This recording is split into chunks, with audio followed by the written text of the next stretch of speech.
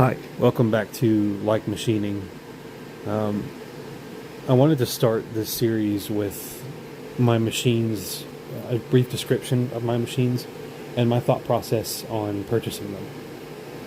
When I first started out, I had to make the decision what to buy new and what could I sort of sacrifice and buy used.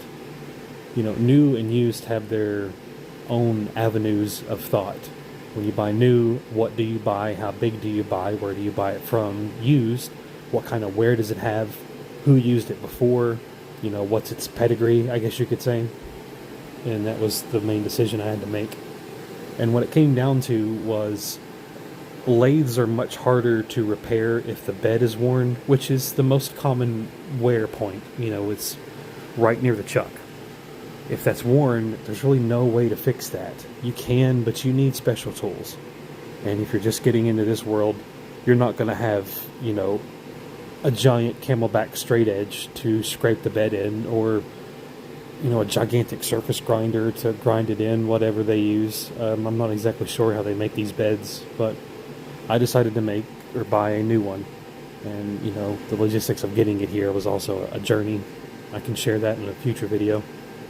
But, you know, along the way, that's what I learned. And the milling machine, which was a used purchase, it came out of an electronics repair factory. I got really lucky with this. The gentleman that sold it to me had kind of described where it came from, so we actually knew, you know, its pedigree, I guess we'll say again. It mainly machined Delrin and aluminum, so it hadn't had a very high tool pressure put on the quill and the bearings. So, I mean, aluminum is tough, but when you're machining tool steels, it's a lot tougher. It's going to wear the machine out faster if you're doing it, you know, from an industrial standpoint. So its wear was surprisingly good. And we'll cover kind of how to make these machines wear evenly so they last longer, and some of the things I've done to it over the years. The final machine is my surface grinder. And this thing is an old assassin. You know, it's built in the 50s.